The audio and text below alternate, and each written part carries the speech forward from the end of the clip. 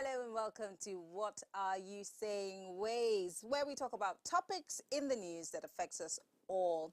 I'm Mary Ann Ocon, and I'm being joined with the very amazing Shay. Hi, Marianne. We are always together. Well, Always I shedding really, together. I like it. I I love like it. whoever has done this. I love it. I love it for Yeah, us. I love it for us. How are you doing? I'm good. How was your weekend? My weekend is always short. I'm always saying it's short. Really? It is always short. But yes, I had a lot of things to do. I'm always going places.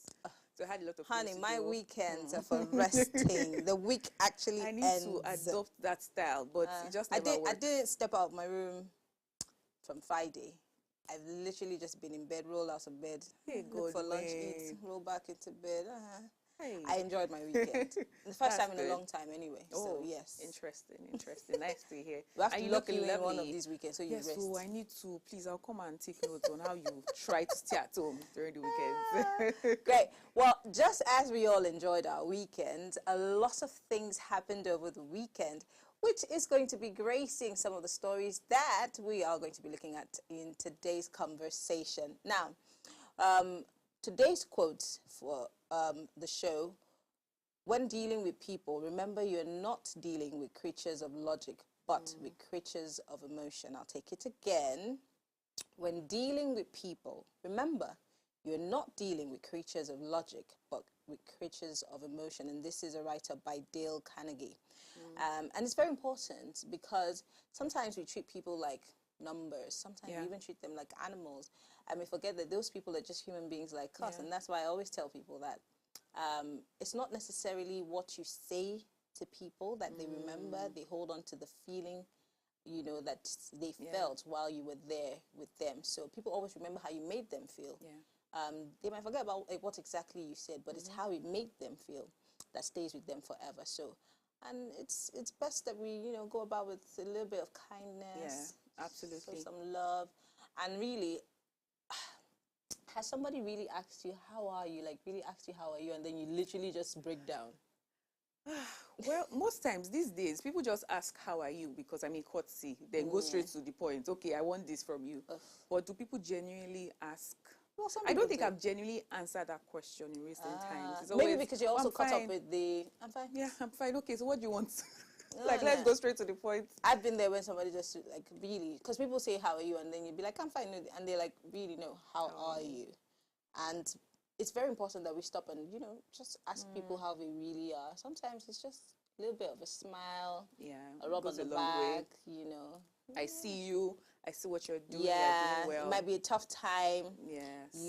that we're all going through, but I see you. Yeah, and we are all emotional beings. Most times we say women are more emotional or are emotional beings, whilst men are logical. Logical. But we are all emotional Yes. beings. Have you seen the soft side of men? See, the suicide It's the rate most for beautiful guys. thing. Yes, and that also. So yes, just remind us that we all have emotions, Yeah. and we should treat each other like, yeah, this person has emotions. Yeah. Don't be mean to people Yeah. unnecessarily. Just treat I them don't with think that kindness. meanness should even be part of our culture. I don't understand why you should be mean to anyone. Even when people are mean to you, the best way to arm them is to be kind. I love that. Disarm them, yes. When you do that, you just see that everybody is soft. Yeah. Even the toughest person Yeah. has a soft side. And when Absolutely. you appeal to that, their emotional side, you see them just, Yes. calm And who are down. the best people to reach out to your emotional side? Yeah. Women. Anyway, today in Nigeria, where social, economic, and political challenges are manifold, leaders must possess a high level of emotional intelligence to navigate complex issues and drive positive change. In this context of leadership and governance, emotional intelligence plays a vital role in fostering collaboration, resolving conflict, and inspiring confidence among citizens. So today, we will be discussing the topic emotional intelligence for leadership in Nigeria with our guest, Eugene Abels. And when we open up our phone lines, we'll love to hear what you have to say about this topic. But first, let's take a quick break and find out what we saw in the news.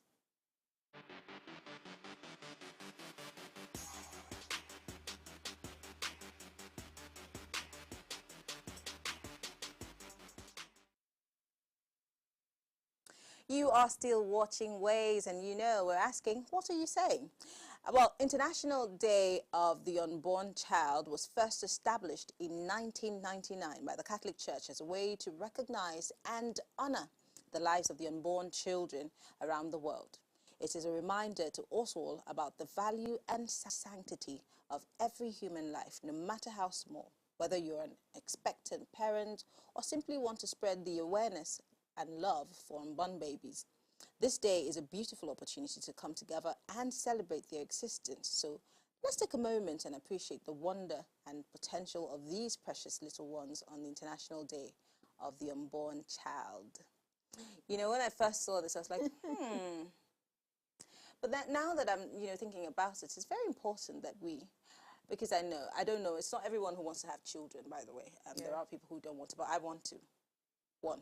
I mean, yeah, and I love babies, so the thought that someone's going to have a child one day, the imagination, the fact that you're planning in your mind, even though you're not pregnant yet, it's so, it's precious. Those moments are precious, and I'm guessing that this is what the Catholic Church was going for. Yeah, I never knew this day even existed. Me neither. So it's really nice to see that, yes, there's a day to celebrate unborn children.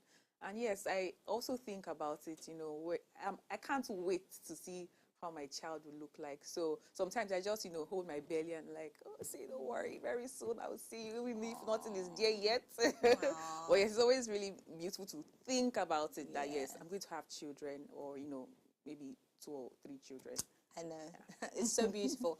And this is going out to all the expectant parents that, you know what, one day your dreams will come true. You might be trying, you've been trying, you've tried IVF, you've tried all sorts of things. Your day will come. Just hold out faith. Definitely. It will come. Yes. Yeah. All right. Well, what did you find in the news? That's what we're looking for today, but we'll take a quick break. When we come back, we'll check out what's in the news. Stay with us.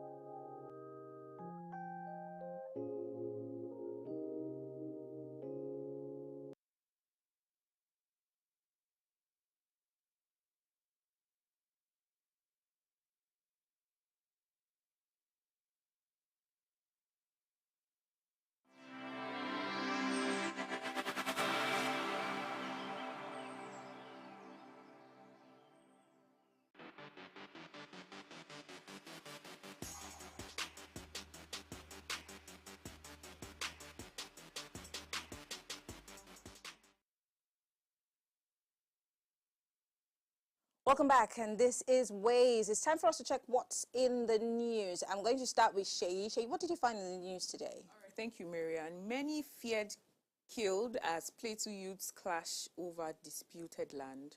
Several people have reportedly been killed and houses burned following a clash between rival youths in the Mikang local government area of Plateau State. It was learned that many people were also injured during the clash, said to have started on Saturday night between Taro and Motola youths in the locality and lasted until the hours of Sunday. The State Commissioner for Information, Musa Ashams, confirmed the developments to Punch Metro in Jos on Sunday. The commissioner, who blamed the ugly situation on disputed land in the area, said, "I have just called the Mikang local government chairman over the issue, who told me that it is something that could have been avoided and not allowed to escalate to the point that people lost their lives. And at the moment, there are persons receiving treatment at the hospital." Wow. Land disputes causing series of death and, pain to families. This is 2024. And even in this report, they mentioned that this land is not even worth a lot of money. Really? It's not even worth the killings, the stress. I mean, there are different ways to have resolved this situation, but I mean, may the souls of those who, lost their lives, may it rest in peace, and those that have been injured, I pray that they get quick recovery soon. It's just really, I mean, sometimes I think about it. We are so quick to, why? Like, just want to kill. Like, why? Because of what? Makes no sense. But hopefully, the people who are injured get better, and the land issue is resolved. Yeah, is resolved. You know what this just reminds me of? It reminds me of what's happening in the Delta that's deteriorated to what it is now because of land. And this has been something that's continuously happened across the country. Yeah. Where I'm from, there's been a border boundary clash forever and ever. Fighting has continued with the people in the neighboring state. And for Christ's sake, these people used to be brother and sister. We used to be one state. It's so ridiculous because I always ask, where, in which burial did they put land in the coffin? Right? Are you taking it anywhere? I mean, I don't get it. What is the Nigerians idea and land issues behind this land grab It's our issue? great-grandfather's land. It's our ancestors' land. And you are killing people. I don't get it. Is Nobody it dies with the land. The land stays and you go. And now those people who are dead, they've just gone forever. It's really ridiculous. And that's why we're dealing with what we're dealing in Delta State. So when I first saw that story, I was just like, oh gosh, not again. We need to do something about this whole land issue. Well, let's go to what I found in the news. Well, here's an exclusive from Premium Times. Detained Binance executive escapes from custody in Nigeria. Well, let me give you some background. Nadeem Anjawala, one of the two Binance executives detained in Nigeria for alleged tax evasion and other offenses, has escaped lawful custody. Now, those who are familiar with the matter told Premium Times this. Other sources said that Mr. Anjawala escaped on Friday, March the 22nd, from the Abuja guest house where he and his colleagues had been held after guards on duty led him to a nearby mosque for prayers in the spirit of the ongoing Ramadan fast. The Briton, who's also Kenyan, is believed to have flown out of Abuja with a Middle Eastern airliner. I mean, yeah, there are too many questions. Too many questions. Who were the people who thought it was a good idea to let a person who was being detained to go pray? Whatever happened to getting a mat and letting him do his ablution and pray right there? Because I asked the question today, at what point when Nnamdi Kanu was being held by the DSS, did they allow him go for mass? Or Showore to go to the juju priest and pray? Or Sunday Igboho? I mean, it doesn't make sense. So I wonder, is it the color of his skin? Is it that, our people felt that it was... I mean, I really want to know whose bright idea it was, especially for the DSS operatives who... That was so... It's obvious that there was something wrong. And, it's not normal. His passport is being held by the NSA, that's the National Security Advisor's Office. So what passport did he fly out with? Which airline? Who stamped it? Who agreed? I mean, how did that happen in less than an hour? So many questions Too many questions that need to be answered. And in Nigeria, we would hope that, we come to a time where heads roll, where if something like this happens, the head of the pack is made to resign. Or let's say the police commissioner or whoever was in charge of that division resigns. But that's not going to happen. We're just going to rant about it and then sweep it under the carpet. The Nigerian spirit. But how do we look in in the community of states, if people are looking at us, do they even ever take us seriously anymore as a country? And if this person was able to, one man, it's not a mercenary, he's not a soldier, he's not anything. How are we going to be able to deal with insecurity in this country? It makes me wonder. So many questions to be answered. Because when I read the story too, my eyes rolled. I'm like, really? He escaped by himself? Who allowed him escape? Who was he with? So many questions to be answered. It's just ridiculous. And like you said, in a few weeks' time, we'll forget about it and everybody will move on and they'll say, oh, he escaped, we couldn't find him, and we'll move on and that's it. Tax evasion in any country is a federal crime. Federal crime. Serious offense. Nothing to be toyed with. And so how do we even get to extradite him? Where is he? For you to begin the extradition process. It's just too many questions. But then, that's what's in the news, guys. But let's move on to our topic for today.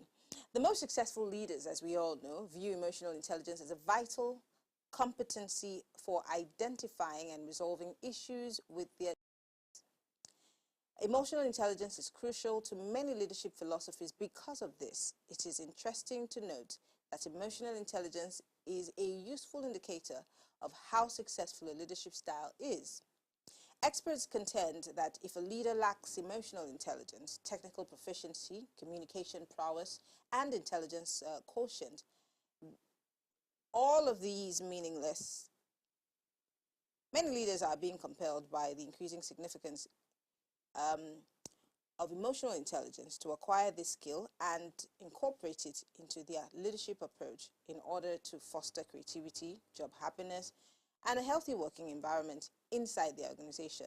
So tonight, we're asking, how can we foster emotional intelligence for leadership in Nigeria? Let's hear what you have to say.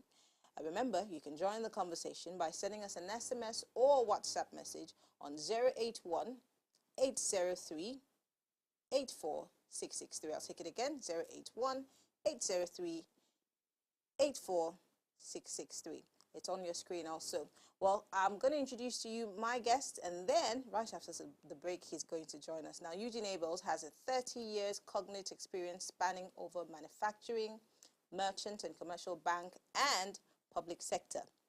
He's currently a consultant and partner in SEAL Transaction Advisors and asset management partner to AMCON. As the Office of the Special Advisor, he also has served in an agency in the Office of the Presidency known as the Office of the Special Advisor to the President on Niger Delta and Presidential Amnesty Program, OSPAND. He also, as Special Assistant, Data Management, Banking and Financial Matters, he served as Head of Education and Support Services Desk. His interest spanned over media, people, worship, and politics. He's also a public commentator and a social media buff, and regular commentator on print and electronic media. We'll bring you Eugene Abels in just a moment.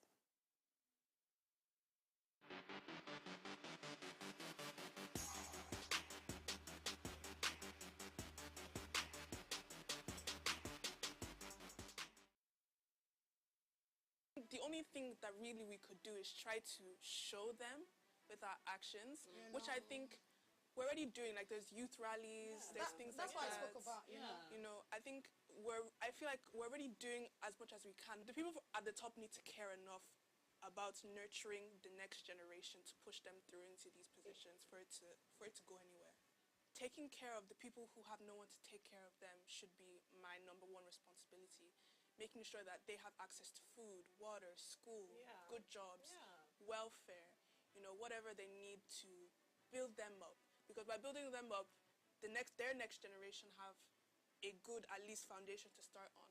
And that way, at least, the level of poverty in this country will reduce. As a government, even if things are getting expensive, we should still be able to take care of our people, the people who can't take care of themselves. See, people commit suicide for many reasons. It could be mental health, bullying, abuse, money problems, housing problems, addiction, hopelessness, feeling worthless, depression, and many more. But I don't feel like that is enough reason for you to say, you know, it's like, I am going to take my own life. Do you know what it is for you to take your own life? And it's not as if, like, you're taking your own life, you know, going to a better place. I mean, like, it doesn't get better from there either. So obviously, I mean, like she said, like, to them, it may seem justifiable, but in my opinion, like, there's nothing that should justify such an act. Right.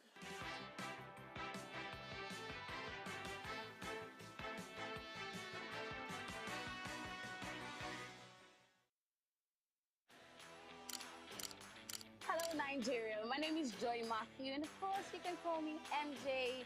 I love to talk, and I talk for a living. If you leave me to talk, I will keep talking to the end of the earth.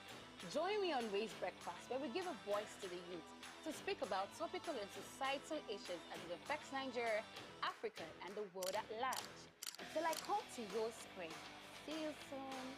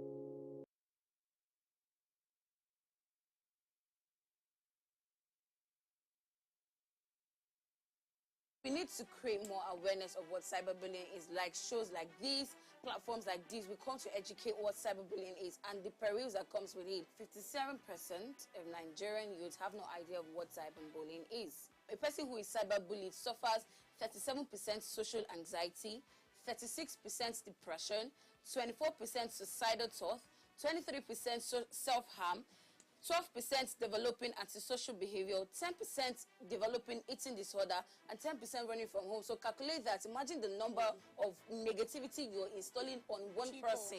Our close friends are biggest targets of cyberbullying. So as we always review in 48 Laws of Power, conceal your intention. It's not everything you spill out. You don't say everything out. Even if the person is sleeping with you on the same bed, you don't spill everything out. Don't try.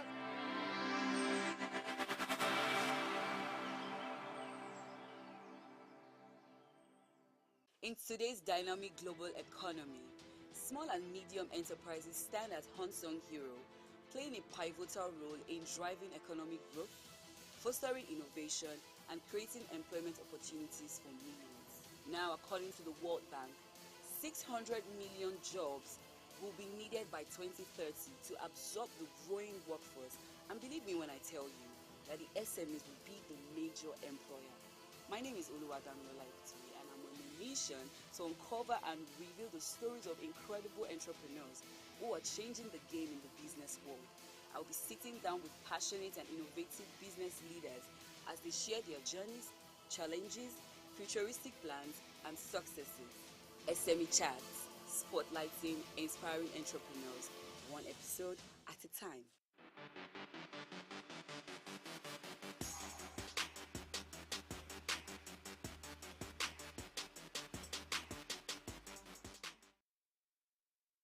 Welcome back. You're still watching Ways, and it's time for us to get into our conversation for tonight. Emotional intelligence in leadership. My guest is the executive director for the Extra Step Initiative. I call him the political rasta. Eugene Abels, it's so good to have you join us. Eugene, can you hear us? Oh dear. Eugene, are you there? All right, we're going to try to get our guest back on, Eugene Abels. Hopefully he can join us. In the meantime, when we talk about emotional intelligence, most people always think about relationships, the relationships you have in the home, the relationships you have with your friends, but we never talk about emotional intelligence as it has to do with leadership. Because if you are emotionally intelligible, then you know how to deal with each human being as it concerns them, right? Yeah. Especially for you. I always think that the most difficult people to work with is humans, let alone leading them. But let's see if my guest has joined again. Eugene, it's so good to have you. Good evening. Thank you for having me. Great.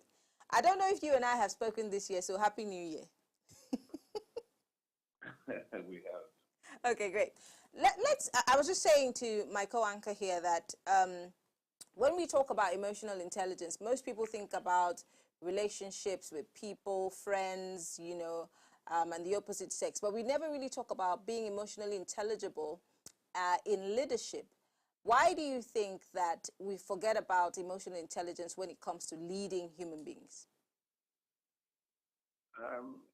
The initial things you spoke about all constitute emotional intelligence, self-awareness, self-regulation, motivation, empathy, and social skills.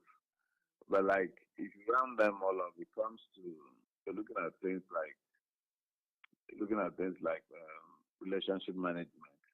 Now, if you apply them to leadership, like I always ask the person, as a leader, what is your desire and aspiration? How do you want to be remembered? What do you want your legacy to be like while you are sitting on that seat? What kind of life do you want the people to live? Improved, better, or you want to leave them worse off?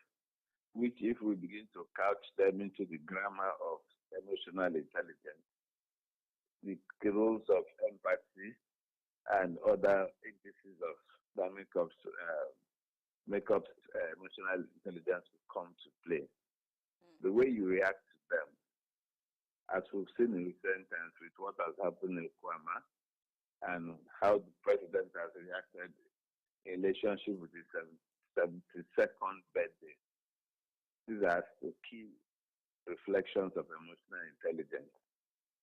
One was nice, one was negative. If you need me to explain, I'll go further to explain. We will get into that. But then there are people who say that in politics, in leadership, you do not need to be too emotional because, you know, you need to be hard and create a certain persona that would send shivers down the spines of a certain group of people who you need to get across to. How true is that? And do you even believe that maybe that is why Nigeria is the way it is, because our leaders they don't have any form of empathy towards us, or they're not emotionally intelligible in handling us and the affairs that concern us? If that was the way it was supposed to be, we wouldn't have called for civil rule. We would have stayed with the military. And when we started what we decided, we said we were leaving the parliamentary system to come to the presidential system. And the way they used to do things, both in the parliamentary and the presidential, in Nigeria, there was a situation where there was nothing like delegates voting. You went to campaign to people. You went around door by door. You had to start from the ward level talking to people. Not in this present instance where the governors decide who makes the list of delegates, both at the ward, local government, state, and federal. So when those processes and institutions are abused, and the likes of the regulator like INEC till today in 2024 cannot account for the membership of the party, then politicians can make those kind of statements and assume that it is their right and the people are there to be conquered. Hello, Mr. Abels. Thank you very much for the point you just raised. Okay, so I like that we already touched on one of the elements of emotional intelligence. So the other ones are self-awareness, self-regulation, empathy, like you mentioned, self-awareness, and motivation. So I would like us to talk about self-awareness in governance. You know, what's the importance of self-awareness amongst our leaders in government? Can we just briefly talk about it? Self-awareness, it's basically about yourself. You know who you are. You know how you react to situations and to external stimuli. Are you a team player? Do you have the capacity to be a leader? Yeah. Socrates will say, a man who knows his weakness is a strong man. True. Have you been able to define those weaknesses? If you do, and you want to take up responsibility of a larger number of people, you'll be able to manage and lead properly because you know what your shortcomings are. So it's very important as a leader to know this thing. If you're temperamental, there's a governor, Marianne knows him, I won't mention his name. In his first term of his administration, whenever he was angry and making a speech, we were matching him, match his feet, because he would just go off tangent and he throw away the speech and begin to say it as he wants. The public life you can't say everything the way how you feel. Sometimes you need to manage the situation. Is it that pastors don't have boil when you go to meet them to pray for you? No, they have, but they manage it and pray for it so that you don't lose the faith. Is it that leaders don't have fears? They do. Imagine Queen Elizabeth in her 30s when the Second World War came and Hitler was bent on taking London and the bombs were raining. But whenever you saw her in public, she was stoic. Whenever there was a bombing raid, after it, you see her leading the charge to go and rescue people. Those are all marks of leadership, about self-awareness. Are you ready? If you're not ready, you come and be rambling. If you're not ready, you begin to cast aspersions and blame other people other than yourself with clear deficiencies. It's a very key element. liberation and salvation begins from self. Let's talk about, since we've gone in that direction, let's talk about more about leadership now. We see that the most recent Senate president falls in a category of, you know, the said governor. You talked about being careful of what you say, how you say it, thinking about how it would be perceived and what would be the resultant effect of those things. But that it also, and I'm not just singling out the Senate president, it also is a reflection on most of our politicians, not necessarily thinking about what they say and how it will affect us. But we see a lot of times they say these things and then backtrack. And this was also detailed for the Buhari administration, where there was a lot of backtracking or setting the record straight. Yeah, like I completely agree with you. The utterance of the Senate President, you know, Ishopo, at the burial of my former principal, late Habawigwe, was unnecessary. His recent comment on the killing, on the slain soldiers, stating that they are mercenaries for the number 3 citizens, was out of place. You had access to security briefing. You didn't ask before you went off tangent to make that comment. Now, so all of these are a failure of the refusal of people to presidential candidates to debate prior to elections. It shows a clear failure of public institutions, and you don't care about what the people think. So if such a person gets to power, the politicians will behave the way they want to behave because they think that they can get away with murder, and that's it. If you look at the presidential speech concerning the Delta State matter, first of all, he kept talking about the soldiers. That speech forgot that power was derived from the people, and the soldiers are employees of the people, not of the president. And the governor came to Villa too. So let us forget, people have died, but let's move on. We need to talk about it. And did not speak about the people he leads as a leader of the subnational called Delta State. It's clear lack of empathy and lack of people didn't think it up there and think it through, particularly when it came to applying and managing relationships between the federal and the subnational and the people. They didn't think it through. They just reacted. Now, before the presidency issued the statement, it was after the statement and days after that the chairman of the State Security Council, which constitutes 5 members of the president's team, were called to brief the president. But if you try it in some other clime, or like 30 years ago, there will have been consequences because the nation will have been trying asking for people to resign. But today, if you ask people to resign, people will be looking at you as if you're crazy. There's a clear absence of empathy for the people. There's a clear absence of the limitations of those who hold power, who are entitled to speak, and their inability to self-regulate. And the management of relationships, both at the federal, state, and local government, is clearly wanting. Well, we're still talking emotional intelligence in leadership on the show today. We're going to take a quick break. When we come back, more questions for our guests. Stay with us.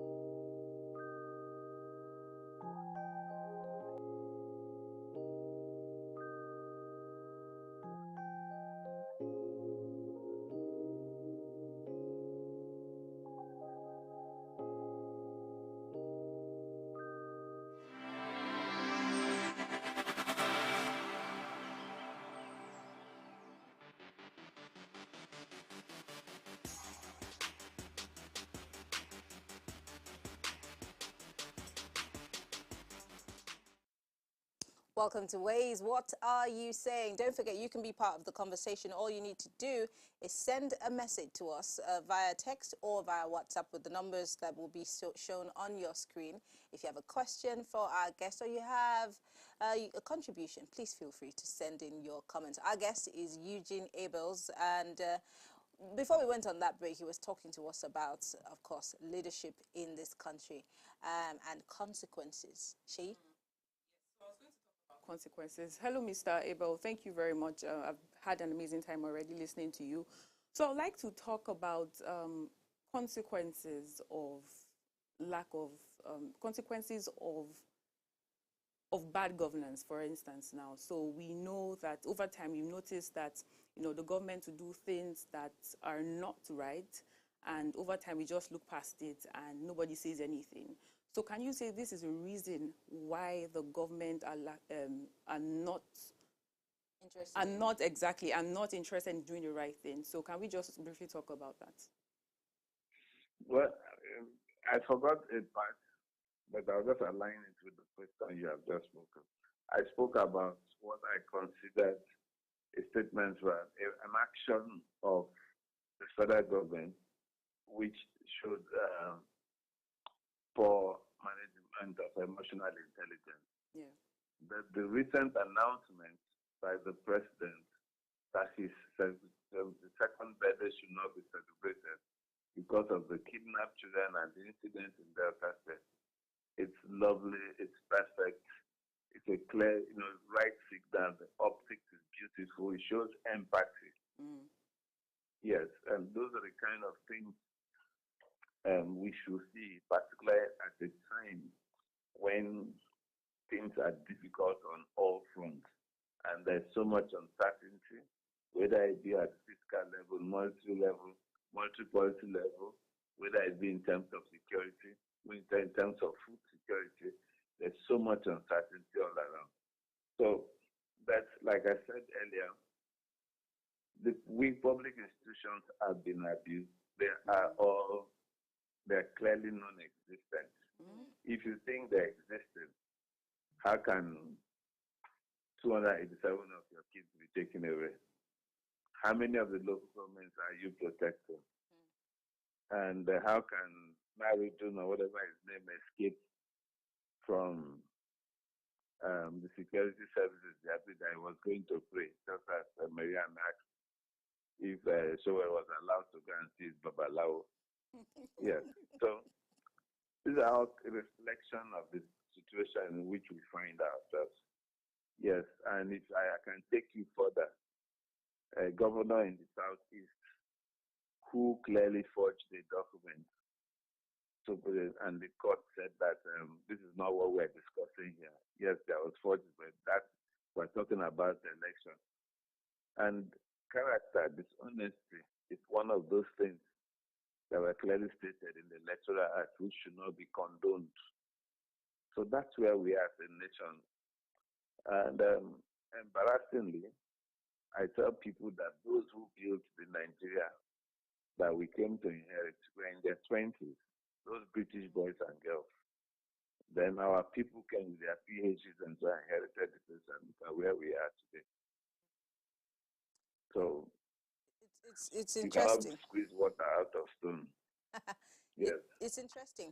I want to also talk about the future for our country now. You've even touched a bit on, the people who founded the foundation of our democracy, or what we call a country today.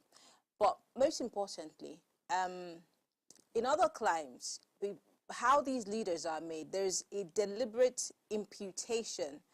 For example, you see how they grow through the ranks.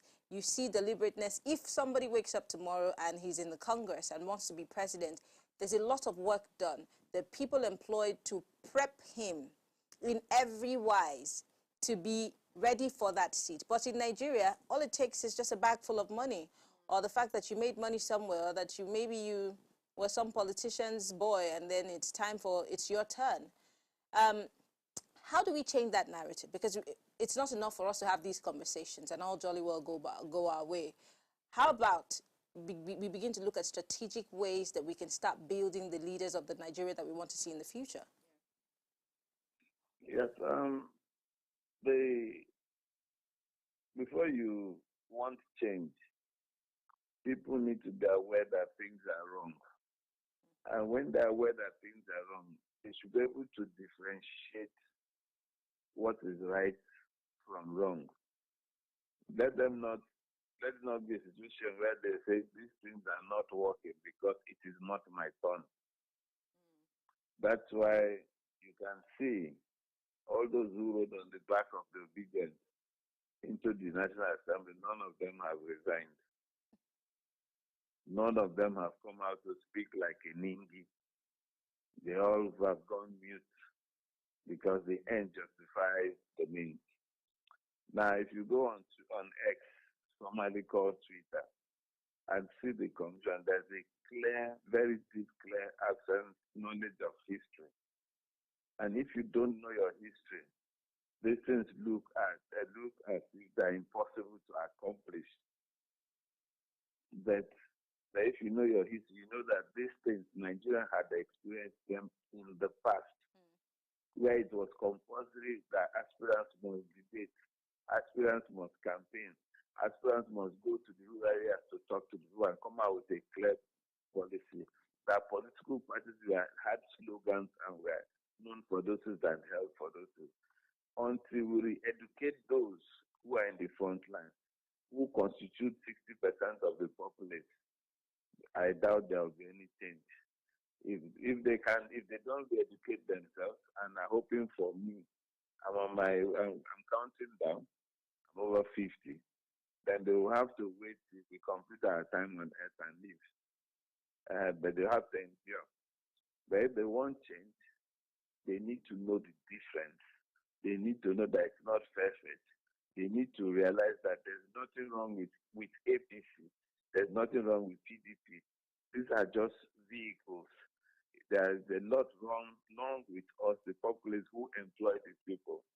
Because when we know the right things and we insist that they be done, change will come naturally. The hunger now does not know APC or PDP.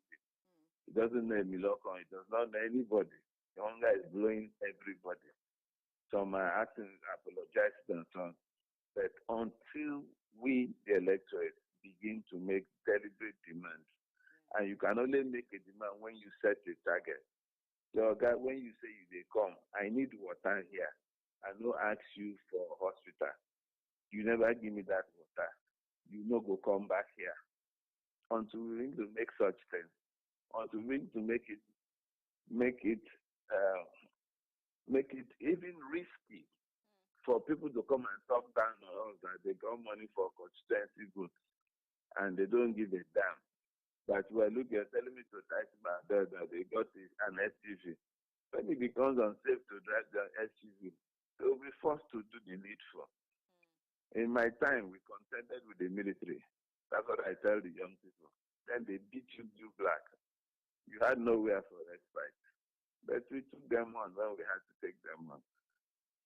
So it's a whole long dream. It needs a whole lot of re-education and leadership.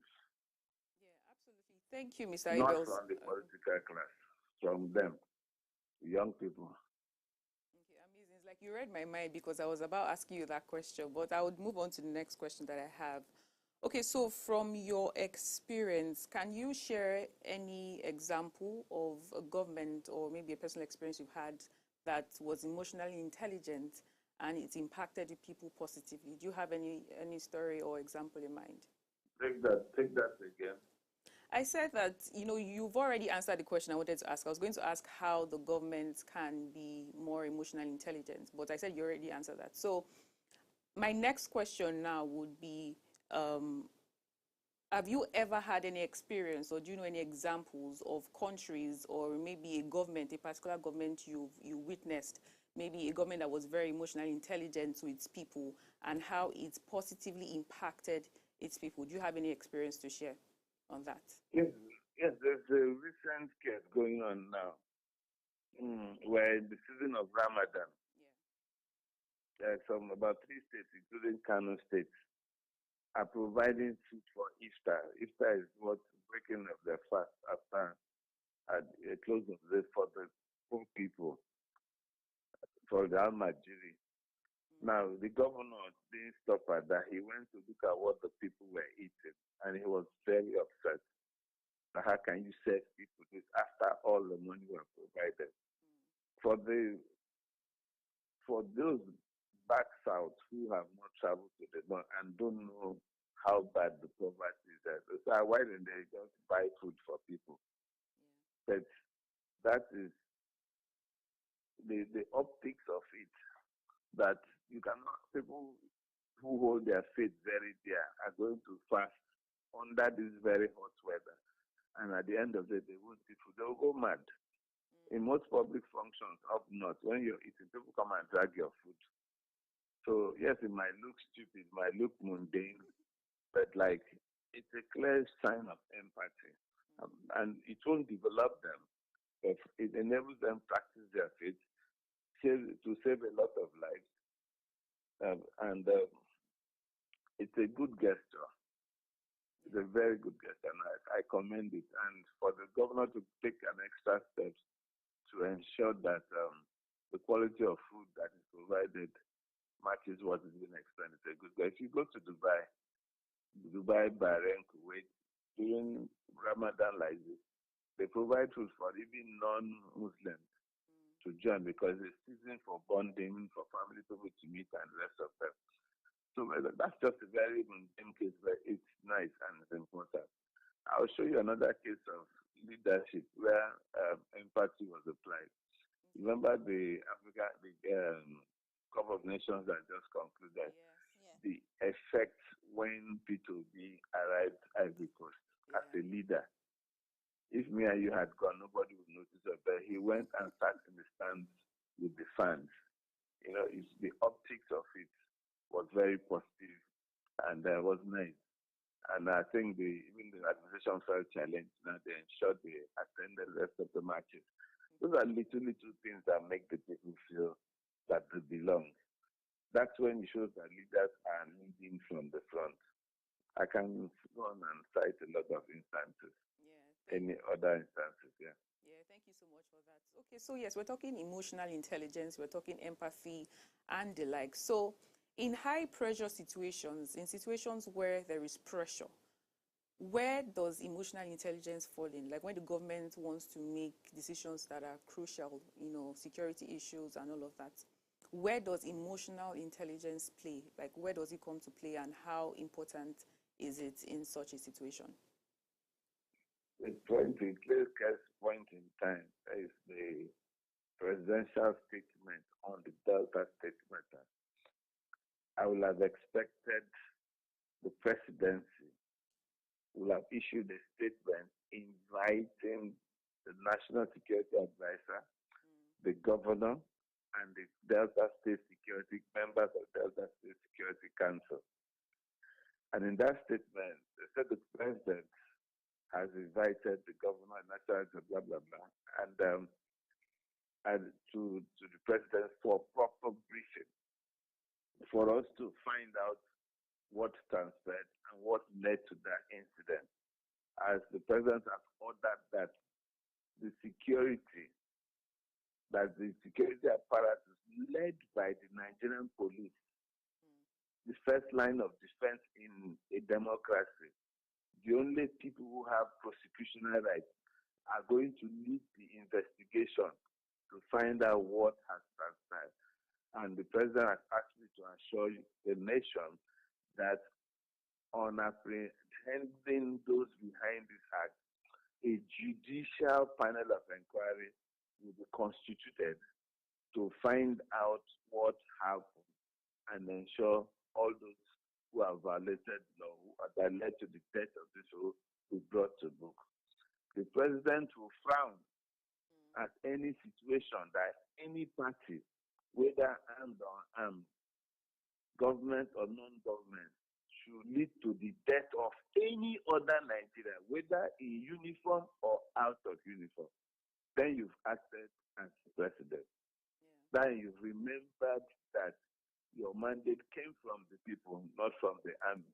Then you remember that the army works for the people as employees, not for you. That would have been that would have been wonderful. That wasn't what was done. I mean, I really wish we were talking about the Delta State situation, but that's a story for another day. Finally, in closing, you talked about stepping up, that people like you faced up with the military, you stood up to them. There are lots of people who I tell, I was having a conversation with a group of young people, and I said, we still need to vote. 2027 is around the corner, and we don't have to wait till it's election season to start preparing. While the politicians are preparing, we should also be preparing and strategizing. And somebody said, I'm not voting again after all the energy we put in. So again, there is a Senator Ningi, but what did he get him? 3 months suspension. There were the NSAS campaigners. What did he get them? Bullets. And I mean, the list is endless of people who stood up to government. So why would you encourage anybody to do that, to step up, when they know that, nothing necessarily comes out of it, or they think that nothing necessarily comes out of it? In closing. The democracy they are enjoying today cost Abela his life. A lot of us were beaten for it. It didn't come in one day. What you cannot confront, you cannot change. If Ningi had taken that step, and people rise that were going out there to demonstrate, even begin to troll them alone on social media, calling out names, and even a class action, even just a class action, they will be careful.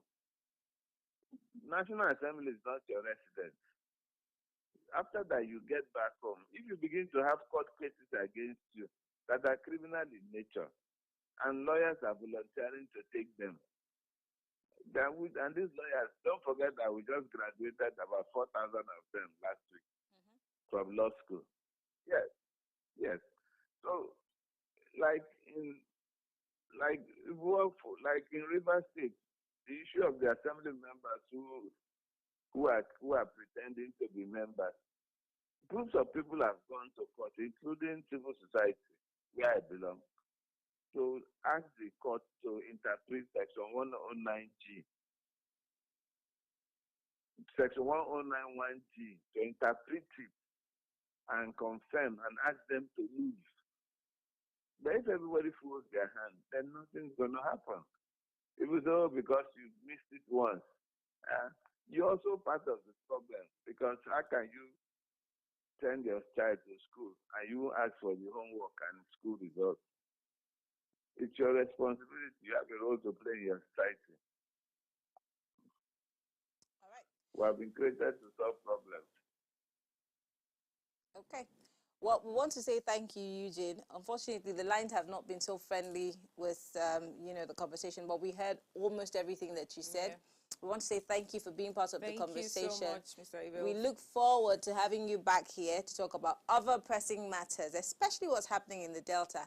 Hopefully, we can drag you back here into the studio to do that with us. No problem. All right. Thank you. For having me. No problem. Thank you so much for coming on the show. Great conversation. Yes. Yeah. And I want to thank you all for being part of the conversation. Now, if you do have questions, you have comments, please feel free to let us know what your thoughts are on these issues, because whatever affects me affects you, and this is our country, whether we like it or not. But don't forget to drop a comment, and most importantly, follow us on social media for our engagements and, comment on all of the things that you've seen. If you've missed any episode of the program, please go on our YouTube, like, share, watch, and of course post on your own social media. Invite your friends and family to watch and follow us also, so that we can build a bigger and greater family. Now, if you missed today's quote, here it is again. When dealing with people, remember, you're not dealing with creatures of logic, but with creatures of emotion. Absolutely. And this is by Dale Carnegie. I want to thank you all for being part of the conversation. Thank you, Shay, for being here. Thank you, my Mariana. Thank you for having me. Enjoy the rest of our programs. We'll see you back here tomorrow at 8 p.m. as we bring together another great conversation to your screen. My name is Mariana Kun, and she is Olayara. See you next time. Bye-bye. Bye.